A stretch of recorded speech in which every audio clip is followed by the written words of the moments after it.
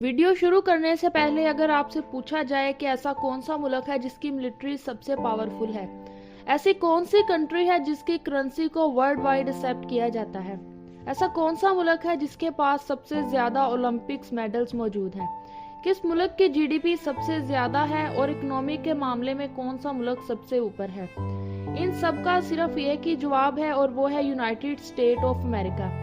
आज हर कोई अमेरिका से अच्छे ताल्लुकात बनाना चाहता है, कोई भी इसके साथ दुश्मनी मोल लेना नहीं चाहता है, क्योंकि अमेरिका को आज के दौर में सबसे ज्यादा ताकतवर कंट्री माना जाता है। पर कभी आपने सोचा है कि अमेरिका इतना सुपर पावर कैसे बना?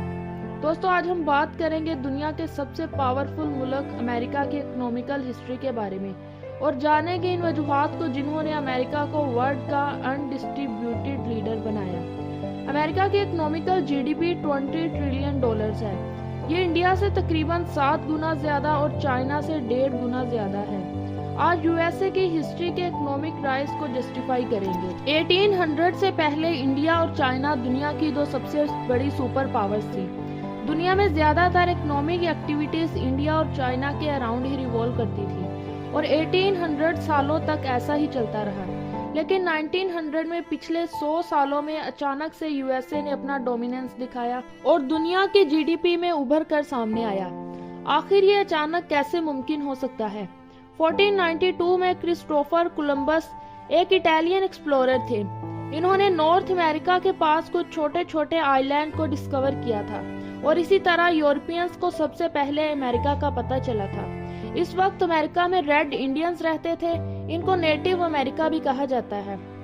ब्रिटेन ने 1600s में अमेरिका में अपनी पहली कॉलोनी बसाई थी और फिर इसके बाद फ्रांस ने भी कॉलोनाइजेशन स्टार्ट किया।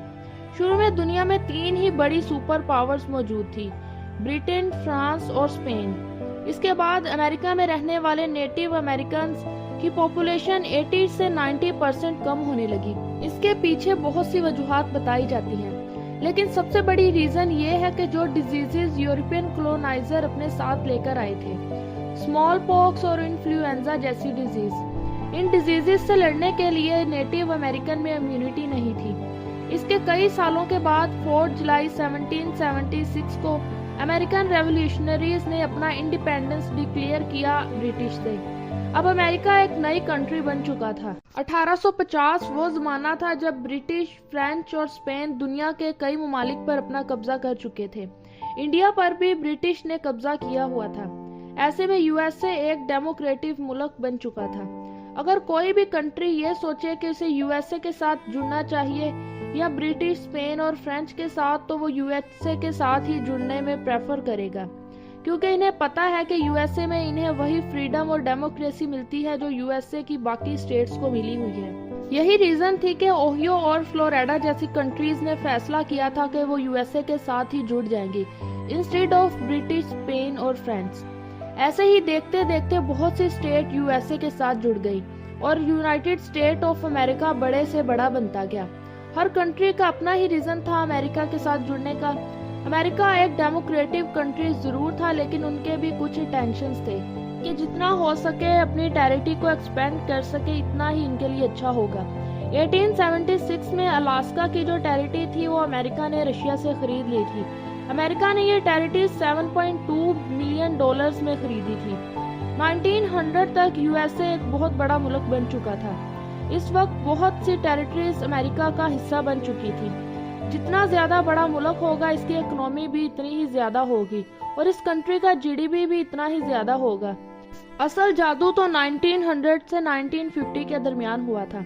इन 50 सालों में दुनिया में 2 वर्ल्ड वार्स हुई थी, लेकिन ये दोनों वर्ल्ड वार्स यूरोप में हुई थी। France, Germany, UK, Spain, Italy सब एक दूसरे से लड़ाई कर रहे थे इन वर्ल्ड वार्स में। यूएसए ने भी इस वॉर्स में पार्टिसिपेट किया था, लेकिन अमेरिका ने इन कंट्रीज को हथियार सप्लाई किया था। ये लड़ाई यूएसए में नहीं हुई थी, लेकिन फिर भी अमेरिका के बहुत से सोल्जर्स शहीद हो गए थे। अमेरिका की इकोनॉमिकल पावर्स को इससे बिल्कुल भी फर्क नहीं पड़ा था। इनफैक्ट अमेरिका वो वाहिद मुल्क था जिसकी इकोनॉमिक पावर सबसे ज्यादा थी। इतने हथियार अमेरिका ने बेचे थे कि इन वर्ल्ड वार्स में और भी प्रॉफिट हुआ था और दूसरी कंट्रीज यूके, फ्रांस और जर्मनी मुकम्मल तौर पर तबाह हो चुके थे। यूएसए ने कुछ ज्यादा नाजायज फायदा उठाने की कोशिश की इस लड़ाई से, क्योंकि यूएसए बहुत प्रॉफिट में था। जब यूरोपियन कंट्रीज में जंग छिड़ी तो इन्हें लगा कि इनकी करेंसी की वैल्यू कम हो जाएगी और हमारी इकोनॉमिक पावर भी डूब जाएगी। इन्होंने सोचा कि हम अपनी करेंसी बचाने के लिए यूएस डॉलर्स खरीद लेंगे, क्योंकि डॉलर्स काफी स्टेबल करेंसी है और अमेरिका उस वक्त काफी स्टेबल था। वर्ल्ड वार के दौरान बहुत से लोगों ने जाकर डॉलर्स खरीदना शुरू कर दिए, जिससे डॉलर्स की कीमत और भी ज्यादा बढ़ गई। 1944 में जब वर्ल्ड वार 2 खत्म होने वाली थी तो 44 अलाइड कंट्रीज साथ में आई और वो यूएस डॉलर खरीदना चाहते थे। वो अपनी करेंसीज को स्टेबल करने के लिए यूएस डॉलर के साथ लिंक करना चाहते थे और यूएस डॉलर्स को गोल्ड के साथ लिंक कर दिया गया।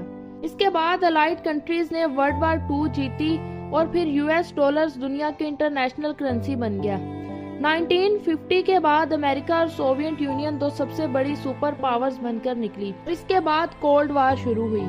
यूएसए और सोवियत यूनियन के दरमियान जो जंग हुई थी इसे कोल्ड वार कहते हैं। ये जंग आइडियोलॉजिकल वॉर थी।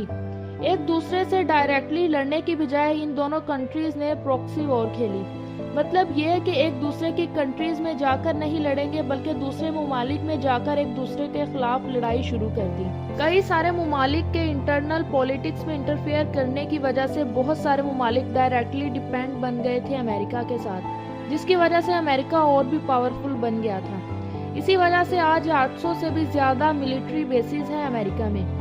और कोल्ड वार के दौरान अमेरिका को ये सब अचीव करने में बहुत से पैसे भी खर्च करने पड़े थे। इसी वजह से अमेरिका की मिलिट्री पावर दुनिया की सबसे बेस्ट मिलिट्री पावर्स में से एक है। कोल्ड वार के दौरान हर एक स्टेट या तो अमेरिका के साथ थी या तो सोवियत यूनियन के साथ। इससे ये दोनों कंट्रीज और भी ज्यादा पावरफुल हो गई। और 1990 के बाद जब सोवियत वार टुकड़ों में बिखर गया तो इसके बाद दुनिया में सिर्फ एक ही सुपर पावर मुल्क रह गया था और वो था अमेरिका।